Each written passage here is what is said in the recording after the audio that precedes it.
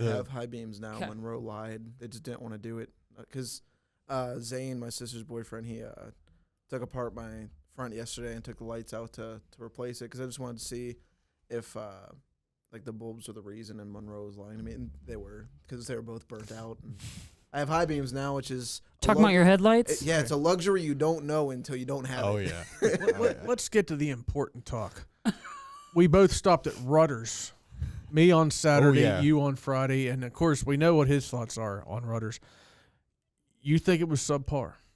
I think Sheetz is better. Whatever. Sheetz is better. Okay. Yeah, Interesting. I got a personal pizza, which was, it kind of tasted like the Lunchable pizzas? It tasted like the apple warmed up. No, I don't eat those. Yeah, I don't eat them either. I always thought they were gross. And then I got an app platter with the same as I do at Sheetz with mozzarella sticks, mac and cheese bites, and jalapeno poppers. I was like, it's not greasy at all. It's weird. Like it's just like. Next time you stop there, you're gonna have to go with what I got on Saturday was with the shrimp and coleslaw. He told me this earlier today, and I was just like, "And you got back?" Oh yeah, it's like, and I said that the tartar sauce was only a couple months out of date. It didn't hurt me. Hold on a second. So you went from Lunchable pizza to coleslaw and shrimp At Rutter's. Yeah, it's Rutter's. Do you know what Rutter's is? I guess is the question. Okay, it's a truck stop. Like one of those big truck stops. Got it. I don't know if I would eat shrimp at a truck stop, but good for you. I did. I didn't. You're here. I mean, I didn't get the egg salad, so that's probably a good thing. I did tell Derek that yeah. I don't really care too much about like gas station quality, whatnot, generally speaking, because I'm in and out for a reason. But if I'm making a long trip, Rutter's and other truck stops like that tend to have the bathroom situation figured out a little bit better than a Sheetz. I'll give Rutter's bathrings a higher grade than Sheetz. Speaking of Sheetz. You brought it up earlier. No, speaking of Sheetz, I just remembered this. I forget what is that place called with all the signs? It's like a meme. Where I told you I was on Friday. I stopped at the Sheetz there. All the signs in a meme. This is super descriptive. One second. Just I texted. Wish Derek I had a now. clock I texted sound. Derek just about totally it. like But really anyways, derailed I everything. walk into the Sheetz. Here we go. We're about to find out. I got no text from you. That's either. what I wanted to Okay, hit. well, I didn't know that you were alive for most of the evening. It's like, I forget what it's called, but it's like this little like area where there's like a Sheetz, there's a rest stop and everything. I walk into Sheetz. You will never guess who was right in front of me at self-checkout. Altoona. Breezewood. Yeah. You'll never guess. Aaron Rodgers. I'll give you 3 guesses to figure out who was standing in front of me at that Sheetz. Rotman. No. Wait, much more famous. Wait, who just got much traded? More famous. Who just got traded? Not in a good way in Pittsburgh either. Who got Antonio traded? Brown. No, I wish. Bob Nutting. Bob Nutting. I swear to God, I walked in and I looked at Bailey. I was like, that's Bob Nutting. She's like, what are you talking about? I was like, he owns the Pirates. And she's like, you need to go up and tell him to start spending more money. And he's like right there. He's going to listen to Brendan Howe. I was literally floored. I was like, what is Bob Nutting doing? Maybe he Sheetz? is doing a little bit worse if he's out of Sheetz in central Pennsylvania. I might have to give him a little bit of a pass here. That was interesting. Welcome to Eye on Sports, where we delve into the biggest Butler County sports topics. I'm your host, Butler Eagle Sports writer Derek Pida. Joining me are fellow sports writer Brendan Howe and Eagle Sports editor Jake Murda Adams. So on to, we were both out east, Brendan on Friday, me on Saturday to cover North boys basketball and North girls basketball in the semis. But before we get to that, the biggest story is Seneca Valley won their first ever state hockey championship. Mm-hmm. Jake, what are your thoughts on this win and how they dominated? Didn't just win; they beat Holy Ghost Prep 7-2. I mean, Braden Morin with a hat trick in that game. I think 2 of them within the first period, if I remember correctly. Yep. Thank you, producer. This is today's paper, Monday's edition. John was at that game. I texted him earlier today to ask him if he had any additional thoughts. So here is what he said. Seneca Valley goalie Chris Nichols was so stellar. These are John's words. Stoning top scorer Braden Logie numerous times. Nichols has a 1.38 goals against average this year and a 934 save percentage. It's also cool that Tyler Maseska, won the title in his first year as head coach, and he had been with the program to the Penguins Cup final twice, but lost in overtime. Also, John noted that it was a pretty good turnout for the Seneca Valley fan section, which admittedly was basically playing a home game compared to Holy Ghost Prep. But down at Robert Morris University. We have a state champ. The thing that impresses me about this was, Brendan, you covered the Penguins Cup final last week, and Marshall Hewitt scored a goal in triple overtime to beat South Fayette. Triple overtime. So obviously Seneca Valley, yeah, they're glad they won, but they had to come away from that game not only physically drained, but emotionally drained. I mean, it's this huge win, only the second time in their history that they won the Penguins Cup, and now less than a week later, they're playing a state championship. Now, again, I would agree that the fact that they had a much shorter drive than Holy Ghost had to benefit Seneca Valley, but a lot of times when you have a very emotional win, it's tough to come down off that high. Yeah. A Penguins Cup around here is, it's almost, in some ways, it's kind of bigger than a state championship game. It's kind of like a lot of teams would say about a Whitfield football championship game. The state is almost like an afterthought. The fact that they came back from that emotional win, triple overtime win against South Fayette, and not only beat Holy Ghost Prep, but beat them by 5 goals, that to me is the most impressive thing. Yeah, and something that kind of sticks out, you mentioned the goal scorers there. It seemed that they had different guys scoring throughout the playoffs. So that covered each of their playoff games, I think quarterfinal, semifinal, and then Penguins resident Cup. hockey expert Brendan. Yeah, for once. Over here.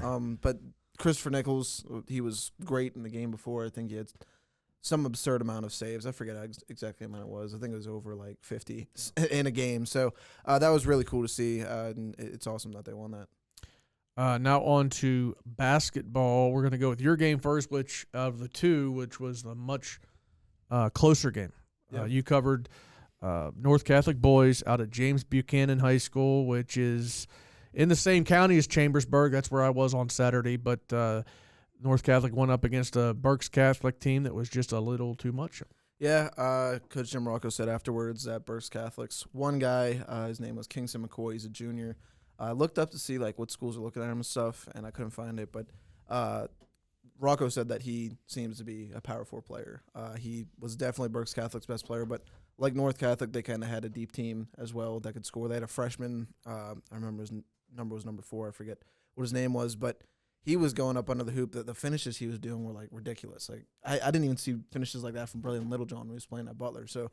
North Catholic was fighting back the whole game, and they just went cold at the end of the game. I think in the last 3.5 minutes, they didn't score from the field. They only had free throws. So that's kind of what did them in, or that's what I thought did them in. But Rocco said that it was the difference that one player makes on the floor that can kind of win a game for someone. My game was not that close. I don't know if you saw my story at all. North Catholic's down by 1. Midway through the second quarter, they're down 12-11. This guard for Lansdale Catholic, Sanyaya Littlejohn, ironically, she scores a bucket to go up 14-11, and it began a 16-0 run that Lansdale used to close the first half, and North Catholic ends up losing. You know how good North Catholic is. They're a very good team. They lost 54-16 to this Lansdale team. That's insane. Right? They held Oakland Catholic to 29 and North Catholic to 16 in back-to-back games. Yeah. Wow. And here's the thing. I right after the game, we're waiting outside the locker room to interview both coaches when they came out. And I talked to a writer for a newspaper that covers Lansdale.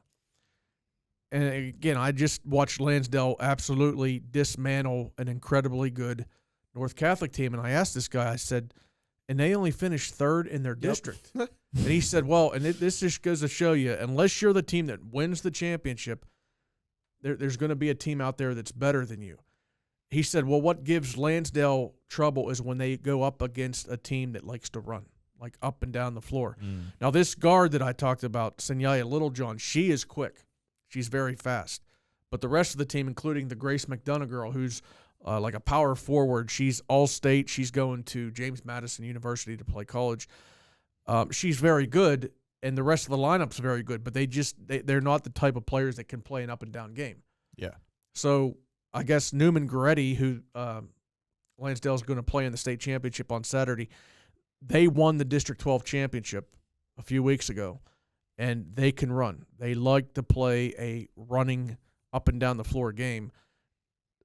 But either way, either this Lansdale team wins the championship, at which point they're going to have to beat an incredibly strong Newman Goretti team, or Newman Goretti's going to win, and they're going to beat this Lansdale team that I saw on Saturday, and I'm like, what is going on here? I'm looking up the scoreboard, and it's, 30-12, 35-12, 36-13. I'm like, how does this happen to North Catholic? As good as teams can think they are, there's almost always a team out there better than you, except for the team that wins the state championship. I woke up to the news that I wouldn't have to go to Hershey. Not joking. I woke up at like 2 p.m. on Saturday. Yeah, I'm texting him during the game. I'm thinking he's getting these texts. Here he's.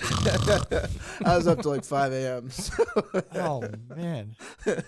The one of the more interesting things for me, especially when I was a young reporter, was going out to state tournaments, and especially the later rounds where you see, like, you think, oh, this team that I'm covering is pretty decent, and then you see what pretty decent actually is. So like when you're you're covering Lansdale Catholic on Saturday, are you having that reaction? It's like, oh, I thought North Catholic was good, but this is good. And like I said, there's a I would say at least a coin flip chance that Lansdale, as good as they looked on Saturday, there's a good chance they lose on this Saturday in the state championship game, because they're playing Newman Goretti. Newman Goretti won the District 12 championship. Lansdale finished third. So basketball, there's almost always somebody out there sometimes a little bit more better than you. To quote the cinematic classic Star Wars Episode 1, there's always a bigger fish. There you go. But honestly, to get to the state semifinals, our last two teams standing, North Catholic boys and North Catholic girls, I mean, it's still a great run by them. And as Molly Rotman pointed out, they're losing Sarah Lockery, who is a big loss for them. She's going to be graduating. She's an incredible point guard. But overall, their roster is young and inexperienced. So they're bringing a lot of talent back, and obviously that bodes well for the 25-26 season. That does. Brendan, we're going to have to kick you out into the broom closet here for this interview with Scott Stoner. Bye, Brendan. That makes better sense.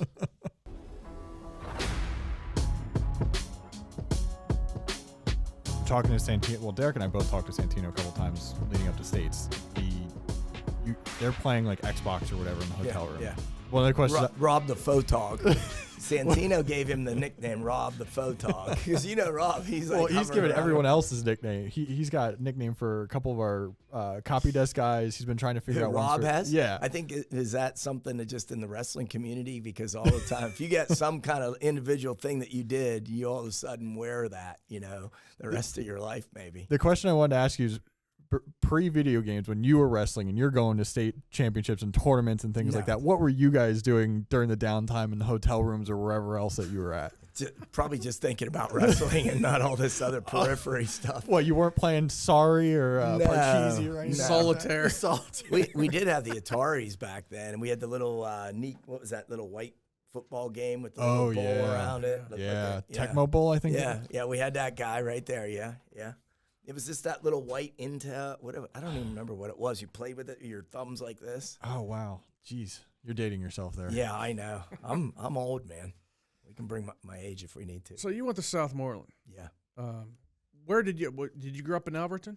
No, Mount Pleasant, right outside of Mount Pleasant, Tars. Okay.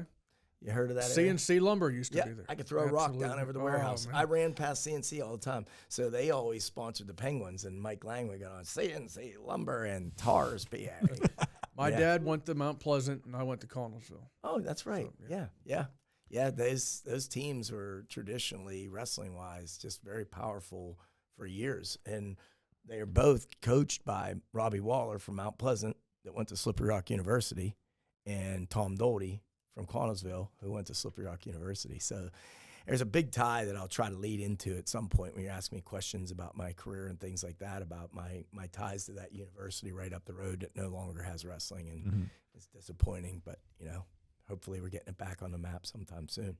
Yeah.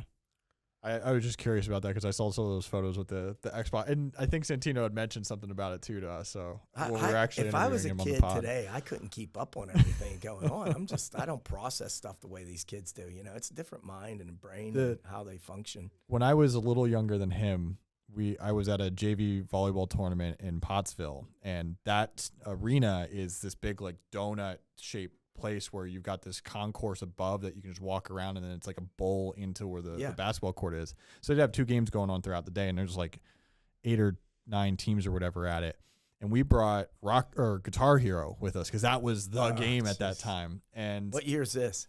2007. It had to be 2007 because I was varsity by junior year. So 2007, it's Guitar Hero, and we bring it because someone brought like a little tiny tube TV and then brought the game, and we just take turns. Like there's 2 guitars and there was 2 people playing at a time. And we're like, oh, yeah, we're going to have a lot of fun in between stuff. And then we get there, and like 6 of the other 8 or 9 teams are all playing Guitar Hero too. So you walk around the concourse. It's like, just what game what song are they on at this time? Oh, yeah, by the way, you guys have to play a game or you have to wrestle next, you know. I couldn't do it. I'm too much. I want to be really focused and locked in. And again, maybe that's partially why I became successful I didn't have much talent in the first place. I focused on wrestling all the time, and I did not have an ounce of talent when I started. Coach Powell would tell you. I mean, my first year I started in 8th grade, and I won 1 match that year. And that year, Southmoreland beat Connellsville and Mount Pleasant, and we had some studs. Well, the next year, most of those kids either moved to Mount Pleasant or Connellsville, and then we just were devastated, you know. But I won 1 match that year, and I wrestled 80, and I only weighed 70, but I couldn't beat the 75-pounder out. So I got bumped up to 80, and I just get torched every time, you know. I won 1 match, and then the next year I won the section, and then it just started being this life of commitment to this, mindset.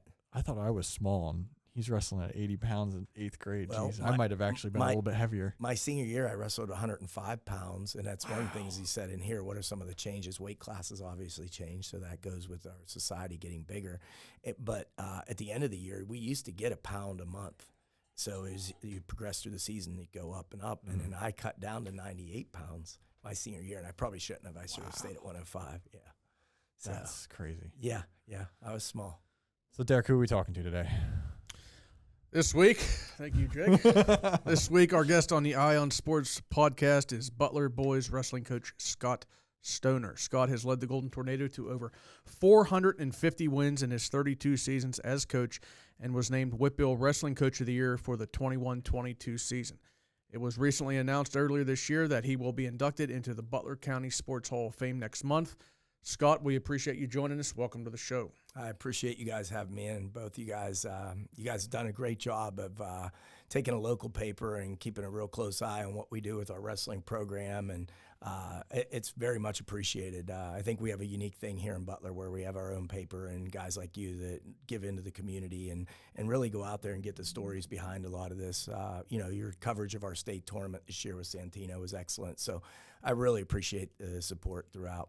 Wow, I'm flattered. I'm like blushing over here. You should be. You should be. You guys are doing a good job.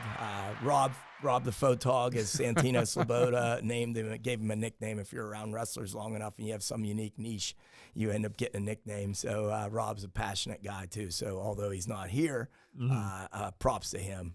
Great He's job. Here in spirit. Yes. The wrestling season recently wrapped up with 2 Butler wrestlers reaching the state tournament, Santino Sloboda, who placed 3rd, and Case Chop. What are your thoughts on each of their seasons? Well, first of all, these guys are, they're kind of legacy guys. They're guys that started wrestling in elementary, and for people who don't know, we start wrestlers elementary on up, 4 years old through high school. And then for me, I'd like to think that they would continue wrestling in college and then maybe coach like I am. That's the whole legacy kind of idea that you put your mindset to it. But those kids both wrestled from elementary on up, and just very talented athletically in the first place. And they have a lot of similar qualities. They can be very explosive and put guys to their back very quickly. Santino's a different animal altogether, and that he does a lot of things that are frustrating at times as a coach because you're teaching fundamental things, and he's just so talented. He does everything he shouldn't do and still gets away with it and beats kids. I've heard many coaches saying as they're walking away and they have a pretty solid state level kid and he just beat him up, and I would hear them commenting, I still don't know how he did that, sometimes for me with Santino, it's not, teaching him the same basic fundamental what we call baseline in wrestling positions. It's taking a look at what he's doing and maybe seeing if he's a little bit off in his timing or something like that, because I mean, he's an animal that has its own different coat and different colors and things like that. And as a coach, you got to be able to back off and say, hey, I want to see you just sharpening some things or looking at your timing here. Case is a kid that is really exciting to watch, just like Santino. We're going to miss him. He's going to go to Pitt Johnstown, one of the premier Division II programs in the country. So I think he's going to do special things there. But he's the kind of kid that you can go into the gym and he'll put somebody onto their back from their feet, and it's exciting. He's just an explosive kid and a real likable kid, loves wrestling. He loves practicing just as much as he does competing, that kind of thing. So I'm real proud of him and coming through this program and up from elementary on through high school. But both of them, I think Case was 44 wins and 11 losses this year. He went to the state tournament, and couple tough calls in one of his matches I thought probably didn't go our way. But, he's definitely right there with those kids. I think he has 137 career wins. He's second on our all-time list now behind Cole Baxter, who has 160. He said his goal was to catch Blake, and he caught Blake. Yeah, he caught Blake. And Blake Caudell, we'll talk about my staff a little bit later, who's second to none as far as a high school program. Blake Caudell wrestled for me, and he had 127 wins. He spends a lot of time with both Case and Santino, and it's really an important facet of our program that he can wrestle with them and relate to the things that I said Santino does. And I can just set them over there, and he can work on things with Case as well. Case, again, is a very explosive type guy. He can go from, standing on our feet, and if you blink, the guy's on his back, and you'd have to say what happened there. But Blake is really he wrestled at Eastern Michigan University. Blake had 127 wins, and Santino actually at the end of his junior year is tied with Blake at 127 for third all time. So he's got quite a few matches left to go still.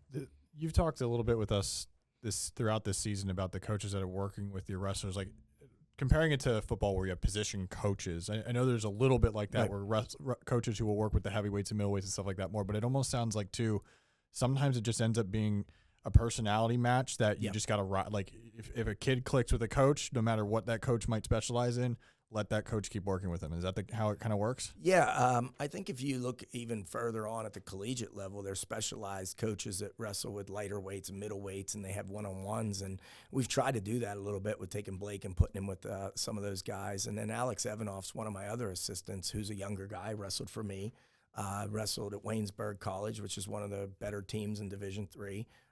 He's a 4-year starter there. He's been with me, I think, 7 years, and Blake's been with me 6 years. So I've been very fortunate. I can't say enough about these guys that they came back and wanted to put time into our program and really help me. I know we're talking about me and the things that I've done here as a coach over 32 years, but to have these kind of guys as an asset every day where you can say to them, and they wrestled for me, so they know that structure to a degree. So it's just such a valuable thing. But as far as, looking like even at Alex, he's a bigger guy, so he wrestles a lot more with the bigger guys. And he'll work on certain specialty things that he was good at in high school. He does a tilt series where he catch a guy's wrist and expose him to his back and let him back up. It's not necessarily trying to pin the guy. So he works with a lot of guys and is a specialist in that area. So we do specialize a little bit. And, I know it's a question later on in our interview here, but I might as well get to it right now. Coach Powell is my assistant coach on paper for the most part. And if you don't know this guy's name and his legacy, he was a 2-time national champ at Lock Haven University. He was on the U.S. World Team. He was my college coach and a big reason why I'm sitting here today. If I'd have gone to any other university other than SRU, I don't know that I'd have made it, but he was somebody that had standards and set precedents of what was expected. And, I could go into how it started out there, but I'm very fortunate to have him now as my assistant. I mean, he's in just about every major Hall of Fame you can think of: NWCA, National Wrestling Coaches Association, PIAA. He's in the Butler County Hall of Fame a couple years ago, Slippery Rock University. He's just a tremendously knowledgeable educator in our sport. And I don't know how much a lot of people understand just really what goes into the intricacies of wrestling, but he's tremendously knowledgeable. And, again, blessings to me that I have these guys working with me and have someone that's been so impactful in my life. And then me doing the same thing and passing that down to Blake and Alex, especially to just benefit the whole program in our community. Speaking of you, you're going in the Butler County Hall of Fame, like we mentioned. What does it mean to you to join that group? Well, first of all, it's a tremendous honor to be considered for a group that are so littered with talented athletes of so many different areas and fields over the years. And I've gone to quite a few of these, and I watched Coach Powell get inducted. TJ McCants, who wrestled for me, wrestled at Clarion University, and Laniel Mitchell, who lived right over there on Wayne Street across the street over here. We're down at the Butler Eagle today. I used to pick him up in the morning at like 6 o'clock and go wrestle with him before school. And that was kind of me trying to, young college coach coming out and coaching high school. And he was my first really talented kid. He went on to be a couple-time All-American at Gannon, wrestling for another one of our Rock alumni, Donnie Henry. But basically, just looking at where this has come from, it's just been an evolution of goals per year and developing. And I always really felt like I had a lot to give back to wrestling. I've always been very passionate about it and never really lost that. So to be in this group and really sit back and look at where I've come from those first years, because the program only started in 91 and I took over in 93. Mm-hmm. So I've been pulling that same door handle, except they had a renovation and they left the doors and changed the door handle. I'd like to be able to say I pulled the same door handle for 35 years. But I've been pulling that same handle and going in that same room for all those years. And to look back at it now and have this honor of being put it among these elite people that have contributed, throughout the community and the county and things is a great honor. I'm just really excited about it. So, Scott, you just mentioned that you became Butler's head coach in 1993. At that point, I think that was the third season for varsity wrestling at Butler. What do you remember most about those first 4 years, and what was the state of the program, a young program, when you took over? Well, first of all, I think I probably should tell the story. I was how it happened. I was a grad assistant at the university. I stayed on after my eligibility was up after my senior year. I wrestled at Slippery Rock from 86 to 91, and I was a walk-on in 86. And at 118 pounds, I think there were 7 guys on the depth chart. I was the 7th. I was the worst, and I took relentless beatings every single day. And it's not like your mom can call up and tell the coach they're beating Scotty up.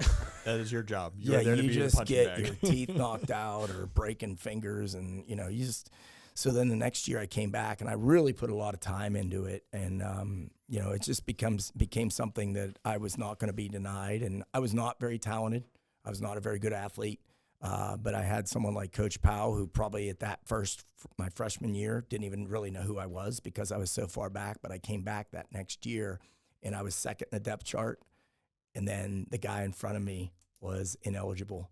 So I took over and got to be the starter. So when I went from the bottom to the top and starting, and that was quite an accomplishment. But it was Division I wrestling, so it was. Yeah, it was a lot of beatings, and it progressed and went on till, my senior year when I was at national championships. Anyone watched just this weekend, Division I Nationals were on TV, and we call it Madness instead of March Madness. But it was a tremendous honor to wrestle in that. But, that year when I was a grad assistant, I refereed.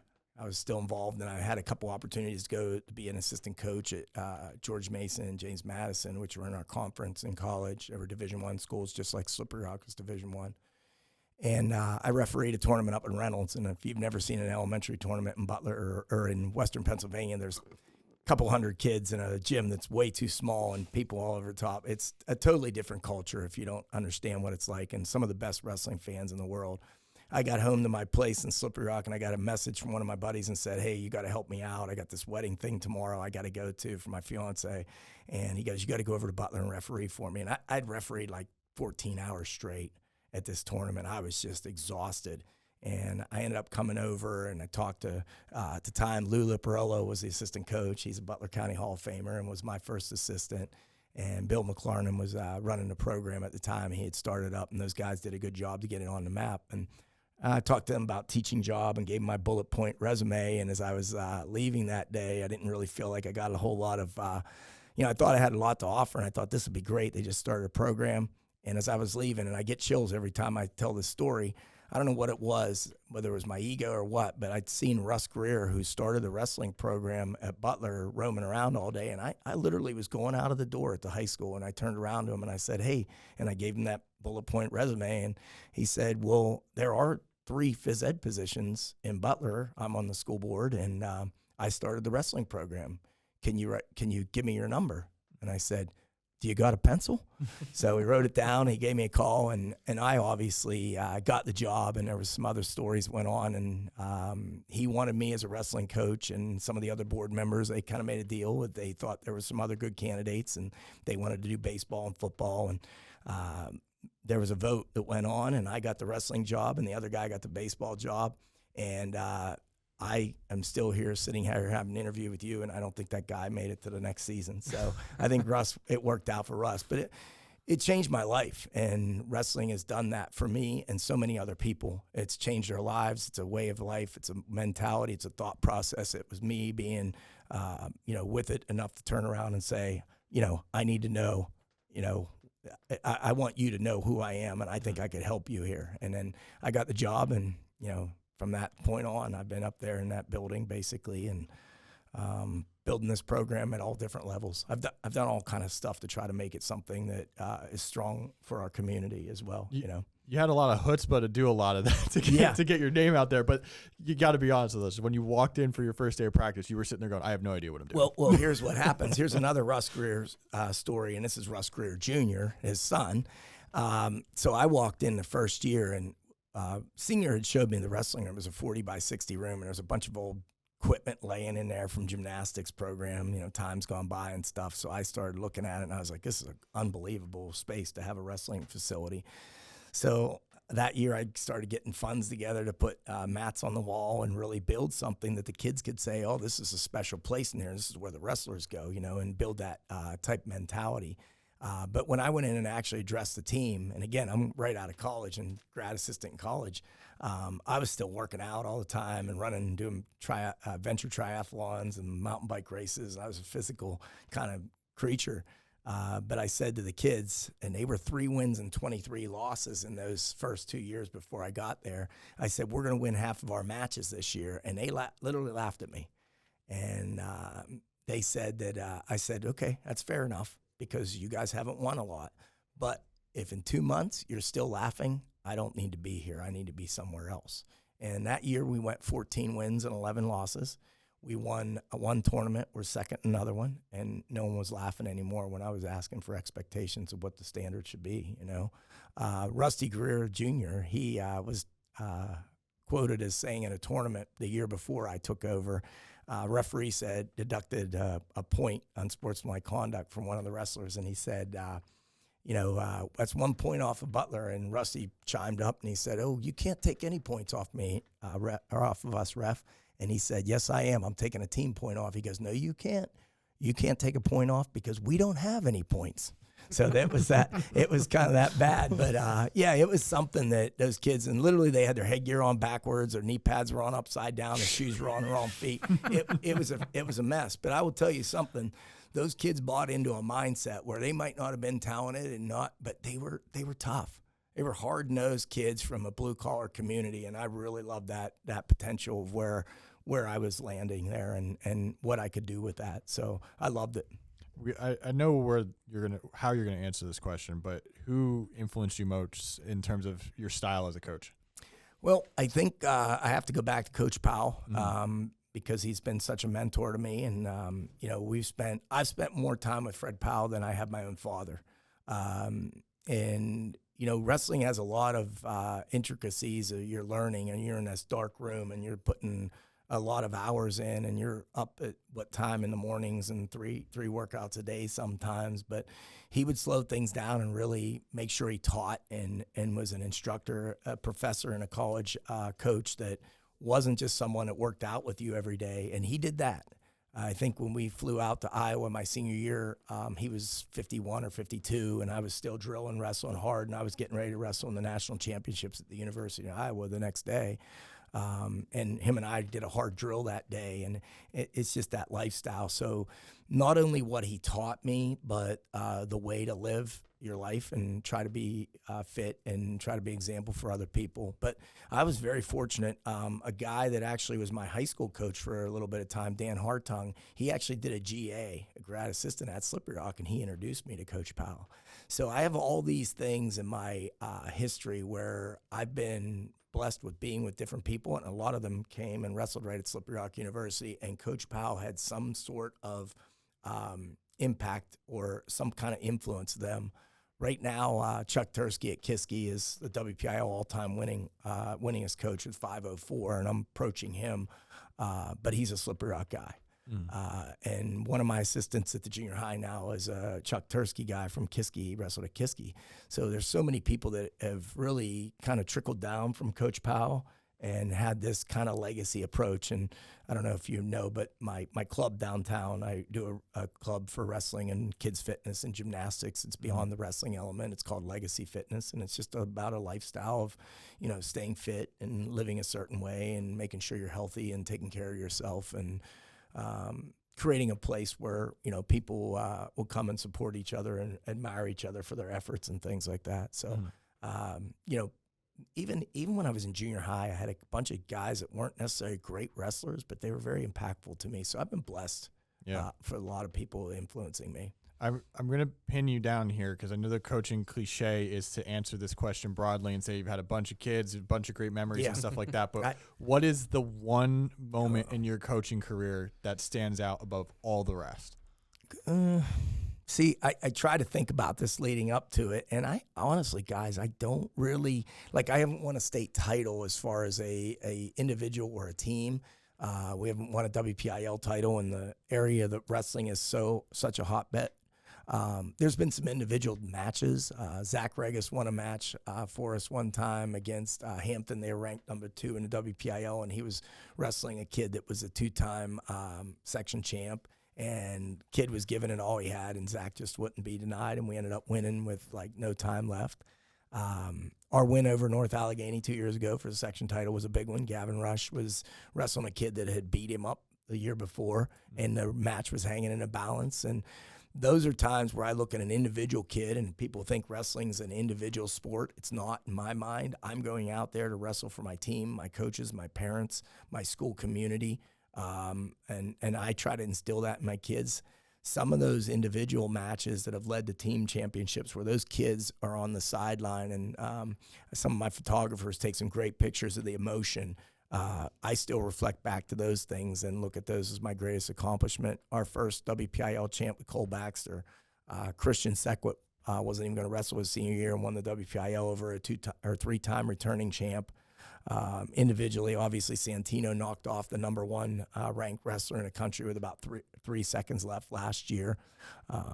Got the picture up on the wall there. I can see that. That's an all-time photo. Yeah, that's a great photo, and it's just even to this moment. Where's his emotion like that? Because Rob and I have had the comment more than once this year that he is just so stone-faced after wins this year, and then there's that. Yeah, everybody told him he was supposed to lose, and again, the kid no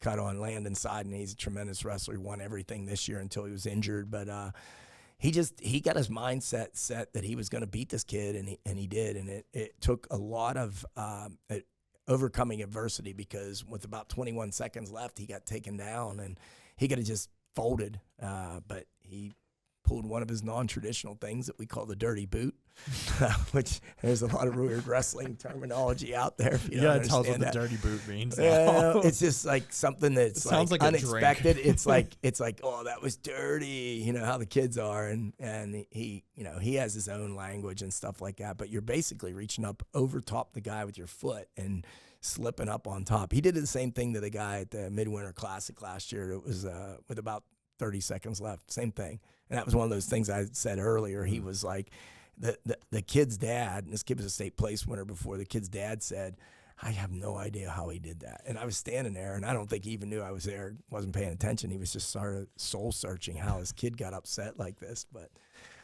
so I have a hard time, and I know you want to pin me down, but I can't because, years ago when I took this job, I took over as a head coach in Western Pennsylvania, which is the best wrestling in the country, and there's no one who will argue with me that there's anybody any better.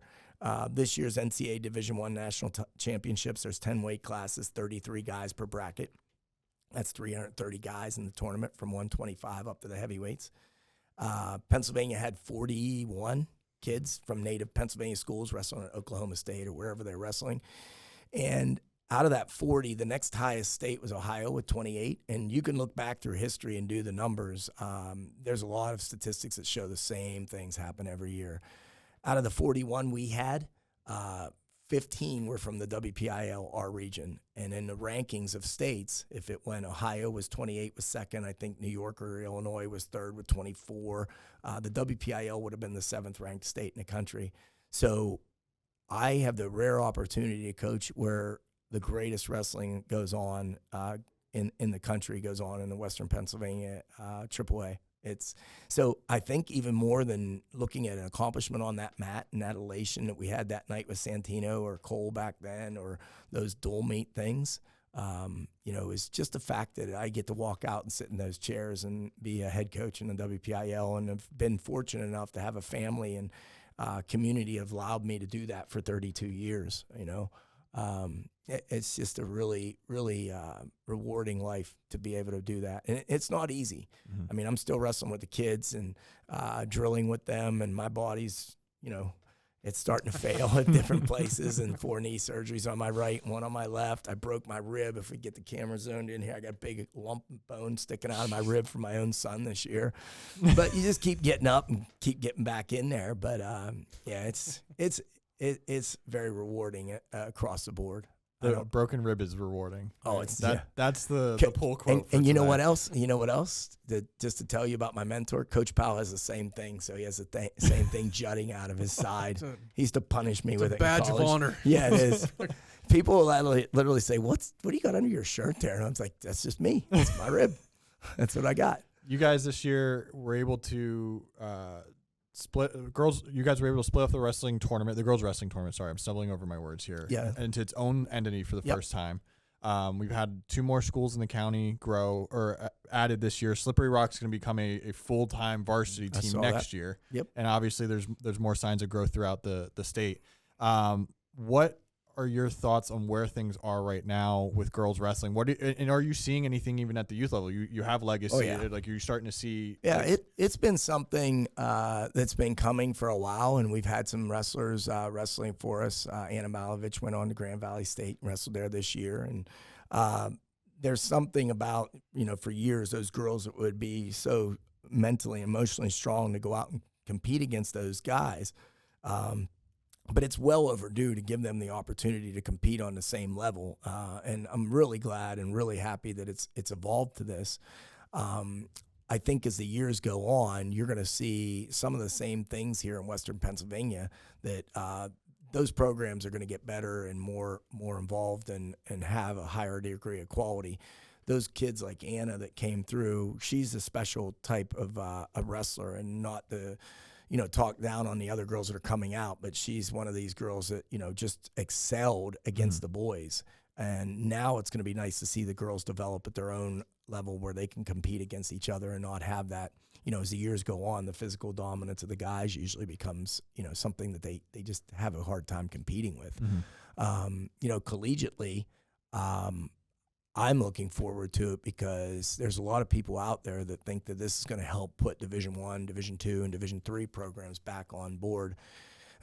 Again, I had a great experience at Slippery Rock University, and I was very passionate about what I did. And I could go into stories, and we could be here till tomorrow morning, me telling you about things that I did as a representative of that university and wrestling against teams like Ohio State. We can go back and look, Penn State, North Carolina State, Army. I wrestled guys, Bakersfield, all over the country. I lost my senior year at Nationals Division I to a kid from Oregon State by a couple points in the blood round. But I competed at that little school, and they dropped that program in 2006. And I know it was supposedly a budget area thing that was told to us at the time, but the numbers didn't dictate that. And I think ultimately, when you're looking at cutting any kind of budgets, you look at where there's equality, and to keep Title IX in check, instead of adding a program and adding what the girls would have done at the time, an equal program, it was easier just to cut the men's wrestling. And I think that's a kind of a crime, because there's such a need for it. Western Pennsylvania, like I said, is such a great hotbed for wrestling. I've got Keith Brubach, who's down from Knock, and Mickey Cranebucker and Stephen Green. They wrestle for the Slippery Rocks club team, but we need to do a better job of putting that back on the map. And the PSAC used to be the toughest small Division I school in the country. Edinburgh, Bloomsburg, Lock Haven, Clarion all wrestled Division I. So it'd be very common for Oregon State to come out here and wrestle at Matttown, USA, and then wrestle Clarion in a dual meet later in a week or something like that, wrestling all the big dogs in your small little country, rural, country school in the Pennsylvania State Athletic Conference. But I'd love to see the emergence of women's wrestling, and it is happening. I mean, there's a large amount going on, and it's happening a lot of times at the Division III levels, where I think that's really bringing in students because you're increasing enrollment. But we've talked to the current administration with our alumni. We have an alumni Reinstate Rock Wrestling alumni committee that I'm on, and they seem very receptive. So we're hoping to put it back on the map. And be honest with you, I have kids that graduate that I'd like to say, you're way ahead of where I was when I was a senior here. You need to keep wrestling in college. You need to not think, oh, can I make it there? You just need to decide that this is what I'm going to do, just as I did, and try to inspire them to do that and go right up the road and compete there. So I'd love to see, obviously, the opportunity for the girls, but to also balance out and give opportunity back for the men's programs and see it flourish on all levels. This sport is something that we're losing in our society, a struggle against odds that most of the time you are going to find out you're going to fail. And the moment you fail, you go right back to the drawing board and go back into that room and go through whatever it takes to try to get yourself ready for that next accomplishment, that next goal in front of you. And, kids today don't struggle enough, in my opinion. They need to find struggle, find adversity, find how to overcome it, find how to deal with falling short, and make them stronger men and women for our future. I just feel really strongly about that, Well, you're proof of that. You talked about your early days at Slippery Rock. Yeah. I think more than anything, I'm just stubborn. My parents were very, very good people. They weren't very athletically inclined, but it was always, young man, if you're going to do this, you're going to do that, and you're sticking with it, and you're going to make a commitment to it. I can remember at times my mom, I would go running at like 2-3 in the morning out in the back roads, and she'd be like, the one time I came in the door, I was trying to creak in there real slow, and I was sweating. Got a little animated here. I'm a wrestling coach. I'm tactile. I like to touch stuff and grab stuff and move stuff around. I'm going to scoot over toward you. I'll get a hold of you if we can clear out some of these tables. He's going to have to fight Brendan for you. I just got to take about 40 minutes to warm up. But, the bottom line was I was committing to all this, and I'd go home and eat a little bit, do my homework, and go to bed, and then I'd wake up wired and know I had to lose a little weight, so I'd go run in the backwoods. And one night I came in, and my mom was standing there, and she's like, "What's wrong with you? Someone's going to grab you out there." I'm like, "Mom, I'm running out in the middle of the night by myself. No one is going to come and grab me. They're going to see me and say, there's some psycho. Let's go away from him." So, but that my mom and dad always supported what I did. It wasn't that they were overly supportive, like a lot of the parents I have now are really very supportive, but they just put in me a mindset that if you're going to start something, you're going to do the best you can at it. And again, that's something that I'm very grateful. We didn't have a lot growing up. My dad worked very hard. My mom worked as a custodian at the local elementary school. So I grew up with values in mind of how to work hard and all those things. So that was just so important to me, I know you've been waiting the whole time to answer this next question. I would. Of course. Go ahead. Butler AD Bill Mylan is also, as you mentioned, he has a wrestling background. He wrestled at Beth Center High School south of Pittsburgh and also wrestled at SRU. If you guys would face off on the mat, who would win? John I don't care if Henrietto's he's money's watching. on you. I want to let you know that. Well, a couple things. One, first of all, the backstory here is, and he is my boss, and the backstory on this is that I was the best man in his wedding, and he was the worst man in mine. So we do go back. I coached him at Slippery Rock University my 2 years as a grad assistant, and he was not there whenever I was competing. So he came in, and I spent a lot of time coaching with him and trying to inspire him to get through the rough spots that we all do with cutting weight and things like that. But he was a very successful high school wrestler. Get to the answer, Scott. Get to the answer. I'm gonna win. You're not gonna ask one wrestler if he's worth anything. That I don't care whether it's my best friend, my brother, or whatever. I'm winning the match. Is Bill saying that he'll beat you? Well, I would hope so. If he didn't, I don't know that there's any more discussion we need. We got to get this set up. So he does his cardio, he does his running all the time, and he's very involved. I think I should say something beyond that about him. And even though we're friends, he sees the wrestling aspect, which is very important to me because not a lot of ADs have a knowledge, as we talked about this at the outset, of what wrestling's all about, all the intricacies that have to go on to support a program. So I've been very blessed to have someone like him. And to be honest with you, just like any wrestler, if I was doing something I shouldn't be or whatever, it's not like I got a ace in the hole because my AD is my best friend and he's going to have my back. I think he has back on all of our coaches and does a great job of promoting such a very difficult thing to run these days with all the different needs of athletics and all the expectations in such a large school district. But he does a tremendous job supporting everyone. I don't think there's a single coach in Butler would tell you anything less than that about him. But I'm beating him.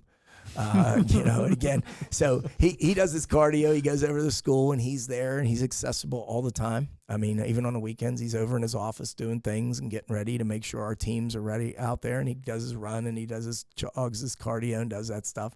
I'm still on the mat though. I'm shining up. I was down there at my club last night till like 2 hours, so I'm actually wrestling and drilling and things like that. But how long does this match last? What's the score? I'm going for the fall. But see, one of the things you'd asked me about earlier, I don't know what time we're running on here, is how wrestling's changed. And wrestling is a sport, and I think the reason why WPIL, as I said before, and Pennsylvania is such a great wrestling region is because all these state schools, Pennsylvania State Athletic Schools, they used to be called teachers' colleges.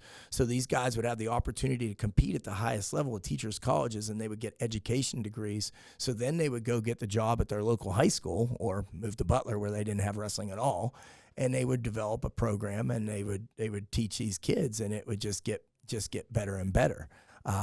Now wrestling's, and they would teach all three elements of wrestling: the neutral on your feet, the top position, and the bottom position. And in my mind, those three aspects of wrestling are so important. Our rules have been changing a little bit to where they're de-emphasizing the top position. They're giving you more points for a takedown. So kids are taking a guy down, letting him up, taking a guy down, letting him up. Wrestling's about man against man, mano a mano, and holding a man down and controlling him, and on the bottom, not letting him hold you down. And those rules are kind of changing to de-emphasize those elements, and that's why Pennsylvania wrestling was so good. They had all these guys that were so good in all three positions, and then they would go teach this stuff, and we were just solid fundamentally. We went up to Michigan one year and won Eastern Michigan dual tournament in the summer. And on our feet, we were wrestling some of the better teams in Michigan. Derek Del Porto, one of our rock guys, he was our last All-American. He was actually the head coach when they dropped the program. He took over at Eastern Michigan. Well, these teams that were like state champion teams over a couple years in Michigan, he goes, you guys got to come up and wrestle these teams and show them what PA wrestling's like. They were great on their feet, but we got them on bottom and top. They couldn't wrestle. So, holding a guy down and riding him and turning him to his back and pinning the man, that's the ultimate goal. And when you shake that man's hand afterwards, and you have the respect for your opponent as well, but he knows that you pinned him, you put him to his back and held him there, and that's the ultimate goal of wrestling should be and always should be. And again, as these generations are changing, they're valuing the takedowns more. You look at my stat sheets that I keep on all my guys here. Case had like 147 takedowns. That shattered our takedown record by like 60. Wow. Yeah, but he had 17 pins, and I think his sophomore or junior year he had 24. So, that's the goal for me, to show total domination over your opponent in all three positions. It'd be the same thing if you bought a car and you had the opportunity to get a car that did all these other things and had all this stuff, and you had the financial resource to do it. You wouldn't buy the one that only had crank up windows. That was my first car. What are you trying to say, Scott? What are you trying to say? I drove a Chevy Cavalier 4-door and it had a pink. My parents had one. It had a pink pinstripe on it. Did your mom and dad have that on Not there? that. It was just great. I didn't put it on there. It was on there. Why did it take us 7 months to bring this guy onto the podcast? And we got a pink striped Chevrolet Cavalier out of it. Do you have the too. pink dice? No, Oh, no. man. You know what? Actually, years and years ago, I had a little dog tag made for my kids, wrestlers, as like a banquet gift. I've had that hanging from my rearview mirror in like 3 trucks now that I've gone through. It's the same Nice. one. I'm very much a creature of habit, because if something works, you don't change it to a degree. And if those are things that you need to change in your life, you can. But, for years I parked in the same spot. I did the same things. And, it just seems like if it works, don't go and fix it. Don't change it up, So, yeah, that thing's there just to remind me every day when I get in my truck, I'm going in, I'm a representative of my team, my community, and my kids. And that's important to me, Butler boys wrestling coach Scott Stoner. Thank you so much for coming. Thanks for having me in, guys. We'll bring Brendan back out of the broom closet here when you're gone. Yeah. Thanks for joining us, Scott. Thanks, guys. Thank you, everyone. For I gotta figure out exactly how to word this. So to stay with the theme of what my Beyond Butler is going to be with March Madness, I want to ask you a question about March Madness. I'm not sure how into March Madness you are as. I'm more into the Steelers history trivia than I am stuff. the current. So All right. So, what is the only year in which 2 number 15 seeds won twice in the tournament? There's only been 11 instances in which 15 seed has beat a number 2 seed. so My they fa- got to the Sweet 16 is what you're saying. 2 of them. Yeah. My favorite of all time, Lehigh beating Duke. Okay. I'm gonna take a couple minutes to think about that. Now it's time for Beyond Brendan with Butler. Welcome to Beyond Butler, our weekly segment where we talk about something other than Butler County sports, whether that be professionally or collegiately. And like I said, we're talking about March Madness today. I know Jake and I have not put together brackets. Laura, have you put together a bracket? Did you? No. So that makes 3 of us. We're in the minority. I hope you know that, because I've told a few people over the past few days I didn't put together a bracket. And I feel embarrassed. to tell It's them like that. it's the first time in like 15 years I haven't done Same one. here. Like I just didn't do one this year. The first So- time I ever did one, I won a. I feel like you get judged I for won. not having a You bracket. won. I don't know why I was saying it like there was something else coming after that. Hunter, our coworker upstairs, he kept like asking me when I'm gonna put a bracket together, and I was like, I will. And it's like, it ended up being the fact that I wasn't gonna be able to watch the games anyways because I was Yeah. working on Thursday and Friday. I was Yeah, see, I'm on the not road gonna the have entire time. day. I can't pay attention. So what fun is it if I can't pay attention? And that's Like, Yeah, it's last so much weekend's better the when you can best watch. weekend. yeah. Like weekend 1 is so much more fun. But this year has been kind of boring. We didn't really have a whole lot of exciting stuff until last night, Yeah. honestly. I haven't watched any of the games either. One of my side jobs reached out. Did Go you see last night, Sunday night? I saw what happened with Morton. Yeah, did you watch the play? Yeah. Oh man. Great defense by Ethan. There's nothing else he could have done Yeah. on that play. He's giving up 7 inches. That kid just banks it over him. On a fadeaway. Yeah, I mean, just ridiculous. That was big, dude. Yeah, That was a kid, Ethan big Morton, dude. last year of college eligibility, he had previously been to the tournament, of course, with Purdue. And then he transfers to Colorado State, and Colorado State last night suffered a heartbreaking 1-point loss to Maryland. If you haven't seen a clip of it, Ethan Morton was defending the guy who took the last shot, and the guy just made a great play. Yeah.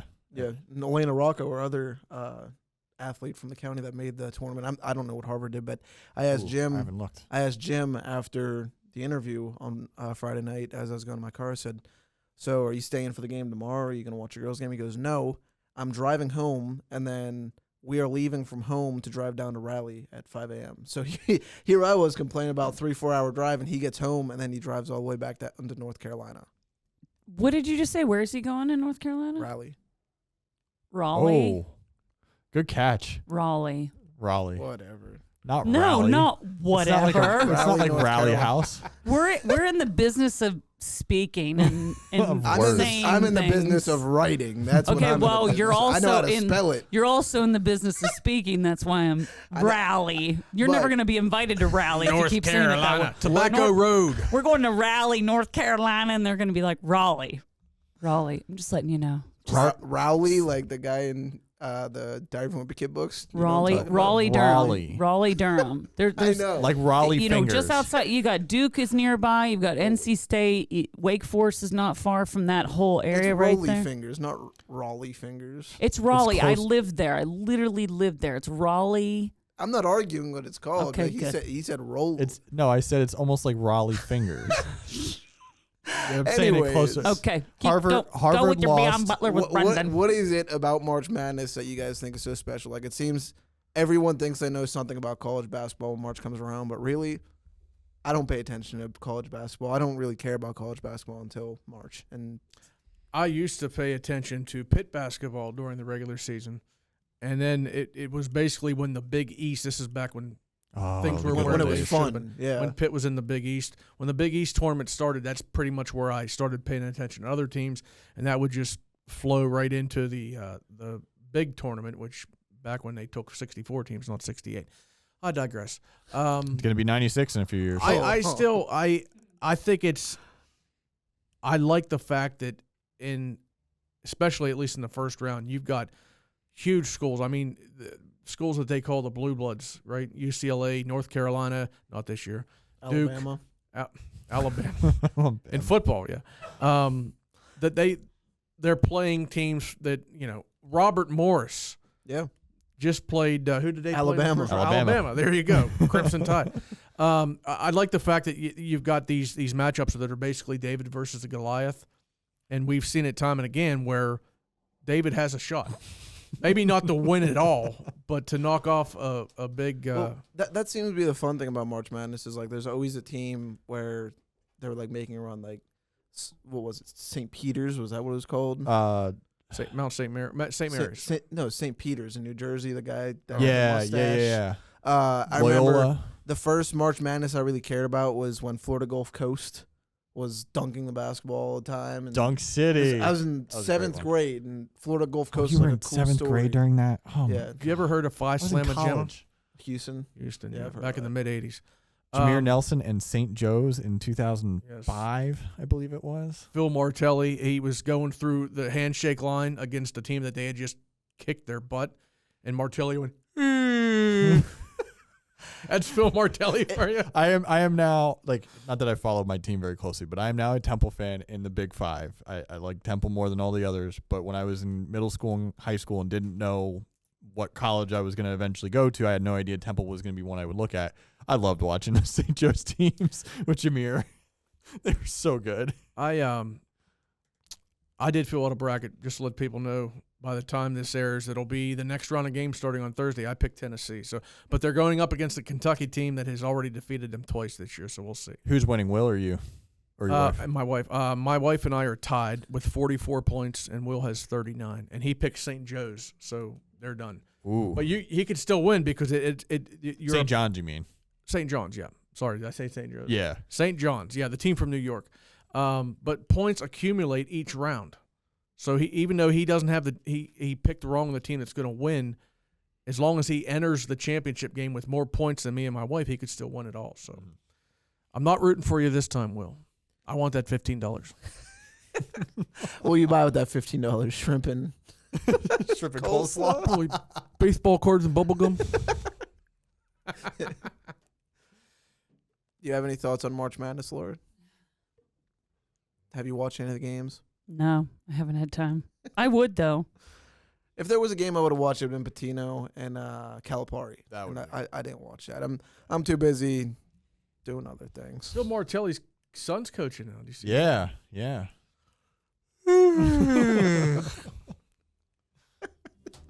People are gonna think Derek's tired. Isn't he always? I think he's tired of you and your antics. All right, Derek. Okay. What year did two number 15 seeds win twice? Yep. –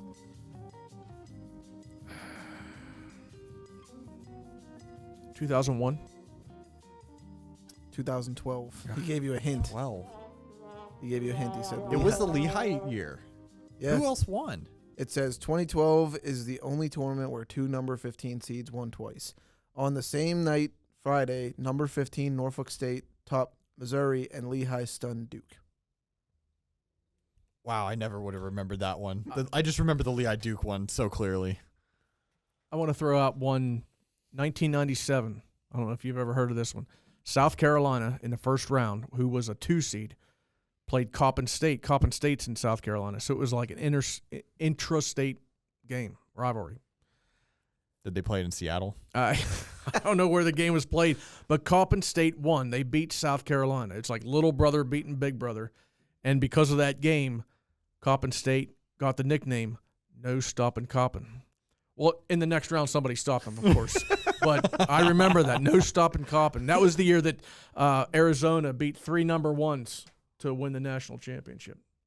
1997. Wow, yeah. Lute Olson, yeah. At 500 again, 15 and 15. Dropped them back down. This is an audio platform, and Brendan's just like silently fist pumping. For those of you that aren't watching on YouTube. Yeah, for anybody who's not watching, just listening. Was that a fist pump or was that like a muscle? Yeah. He kind of got so electrocuted. That looks like shake weight action right there, which is a little The suspect. shake weight is I see some perverted. bicep flab there. I don't know. Oh, man. Gotta start working out with I'm gonna Scott have- Stoner over at Legacy. I'm going to have to hit the gym tonight. It's that Chipotle, man. I had Chick-fil-A today, not Chipotle. Oh, well, that's even better. Cheated. Last topic, and I know it's your favorite topic, Major League Baseball. So the Pirates are about to begin their 2025 season, and, of course, the Phillies, too. That's Jake's team. What are your thoughts on your team entering the season? What kind of shot do they got, Jake? I guess we should reframe this as who is more likely to exceed expectations. I honestly think it could be the Pirates because the Phillies are always deep in the playoffs. I don't hear the Phillies' expectations are to make the NLCS at minimum, which is going to be the Dodgers, which is going to be a 4-0 sweep because I don't think the Dodgers are going to lose more than 10 games all year. Jeez. I don't. The Phillies give me a little bit. Their opening was when they lost to the Diamondbacks 3 years ago. That was their shot. That's 3 years ago. That was 3 years ago. No way. I was in. Let me do the math on this. Actually, they lost the Mets in the divisional round in the wild card round this past year. They lost to the. Who did they lose to? Dodgers 2 years ago. I think the Diamondbacks might have been 2 years. I could tell you who they beat in 80. Sorry. The year that they lost in the World Series to the Astros, that was their shot. Yeah, in that was my 3 opinion. years ago. Then I was in Louisville. Actually, no, yeah. When they should have beaten the Diamondbacks because they would have faced the Rangers and they would have beaten the Rangers. I'm convinced of that. So 2 years ago was their shot. That was their shot to win it. If they stay healthy, the Phillies are making the playoffs and they're going to go on a decent run, but not win the World Series. But now they have a bunch of guys that are 30 plus. That's a really first world problem to have right now when I'm talking to a bunch of Pirates Sounds fans. like the Steelers. We're like, What are 30-year-old players outside of Andrew McCutchen? Brendan, you have any, I read do you have something- any hope for the Buccos this year? I'm not going to say any hope. I'm not sure how much I'm going to pay attention because, like I said, I've kind of been locked into writing about college football and the draft and stuff. So maybe at some point in the summer I'll kind of lock down and watch the Pirates. But something that stood out to me was I read a story in the Trib yesterday. It was on Twitter, I guess. They talked to Paul Skeens and asked him like what his expectations are, and he said that he's tired of hearing about the wild card game of when we beat the Reds and moved on. He thinks that is, quote, he said that is such a small goal or something. I forget what he said exactly. Okay. A I small missed those. ceiling, and he's tired of hearing about it because he thinks Pittsburgh deserves better. So it's cool to see someone actually get fired up and be like, especially your best player, and be like, I'm tired of this. I'm tired of hearing about this. Bob Nutting, stop going to Sheets in Central PA and pay some players and help us out here. Hey, go to Rutter's and get the shrimp and coleslaw. Did you see that he's got a beard now with his mustache? Skeens, yeah. Yeah. Yeah. Looks so much. I I don't did know. not I just that like the mustache. I You like- don't like just the mustache? No. That's wrong. I'm just biased against mustaches, just in general. I agree with Paul Skeens that Pirate fans deserve better, but we haven't gotten it. So we got to, the 2013 seed, they actually made the playoffs 3 straight years. If you count the wild card game as a playoff game, a playoff season, They made it 3 straight years, but they beat the Reds in 13. They were within like 5 outs of beating the Cardinals in the NLDS that year, and they blew it. Are you guys concerned about Jared Jones's elbow? I am. Soreness? Absolutely. I mean, Like, when they say elbow soreness. yeah, it's like, Tommy John, here I come. I mean, when you throw that fast, that consistently, it's bound to happen at some point. Oh, yeah. I just hope we don't hear the same thing with Skeens, because So- that would lead people to jump off Clemente. I was talking to Derek about this. I was reading on The Athletic today. They did their beat writer poll preseason, who's going to win the World Series, who's going to win Cy Young, MVP, et cetera, Rookie of the Year. The top 2 NL Cy Young candidates or vote getters in the preseason poll was Skeens and Zach Wheeler of the Phillies. So who do you guys think? If it's just those 2, who's going to win it this year? It's Zach Wheeler. I mean, there was a season as a Phillies fan. I want to of Steve Carlton's 1972 season. Absolutely. When the Phillies won, I think it was 59 games, and he won like 29 One of of the them. worst seasons in baseball history. But with Skeens, he could have a really good season stat-wise as far as ERA, strikeouts, but he could also end up being on the losing end of a lot of 2-1, 3-2 games, depending on what the offense does. Mm-hmm. So really, with that, even Jared Jones, if he does pitch this year, I mean, he's got a lot of zip on that fastball, but if your offense isn't scoring, if you're only getting 6-7 hits a game, scoring 1 or 2 runs, how many games are you going to win? Unrelated with Skeens, did you see that Dick's bought the card? Yeah.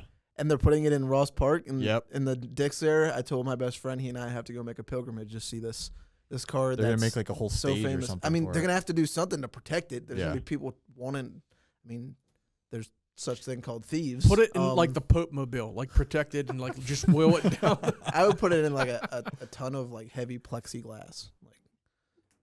Like, It's going to be put a fence around. I protected. will make one more prediction about this season for the Pirates. I do think at some point this season McCutcheon's going to announce that it's his last year, Oh, it definitely seems it. and so he can get that kind of celebratory send off by the Pirate fans. I would say by probably July, he's going to announce that it's his last year, and I would love for him to go out on a winning team, a team that makes the playoffs. There's too many questions surrounding the Pirates right now. This is a really cliche question, but of all the opening days in sports, not specifically this year, just in general in your lifetime as a sports fan, which is your favorite opening day? MLB, NFL, NCAA football, or other? NFL or college football. MLB seems so insignificant. You have 161 more games to play after that. Just seems like the start of a long cycle. I would back when the Pirates were good. For me, that the first time in my life that was basically the case was the early 90s when they won 3 straight division titles. I loved opening day. Mm-hmm. But when you get pounded into the ground and dirt thrown on you, figuratively, of course, for 20 straight losing seasons, that's what we endured as Pirate fans. The luster kind of, but opening day in football, that you can say what you want about the Steelers, they always find a way to at least be in the mix. In September when week 1 is here, that come late December, they're still going to at least keep things interesting. So for that, I would say for the most of my life, it's been the NFL season. Every 25 years when the Pirates are decent, it's baseball. I would have thought it would have been me and Derek and Brendan with football because you like nostalgia a lot, and baseball opening day there's nothing more nostalgic than that. It is. Opening day. It is. I mean, I still love it even when the Phillies suck. I want a winner. Just bring us a winner, Bob. Stop stopping at the Altoona sheets and pay the players. I hope for no other reason that the Pirates win so John can get to have fun. Get to have fun. His first full season as a retiree. So. Oh, I'd love it. I would absolutely love it. Do you remember those 3 years where the Pirates, 13, 14, 15? I remember it Jake Arrieta was one of the biggest sports villains to me of all Arrieta. time just because he was unhittable. And then he came to the Phillies and he was hittable. Really, when I think about it, ever since Jung Ho Gung blew his knee out, the Pirates have never been the same. They haven't made the playoffs since then. Since 2015. I'm excited for Thursday, even if I might not be able to watch the Phillies. I just still like opening Thursday's day. opening day. Oh, Thursday is opening day. I had no idea. So when this That's episode how drops, much I people that's can how much I pay attention. people can listen to us while watching 1 p.m. baseball. Who's throwing out the first pitch? Dave Hollins? I guess I'll watch some Pirates baseball. Fine. You get Bob Nutting's throwing out the first pitch of the Pirate game. No, they probably don't want to stick him out in front of all absolutely those fans. not. Absolutely not. Stuff will be thrown Next at week. him. Talking spring sports next week. High school. We encourage you to subscribe to the Butler Eagle YouTube channel and Apple or Spotify podcasts or your favorite podcast platform. Follow us on Instagram and Facebook at Alter Eagle Podcast and at Butler Eagle News. Goodbye.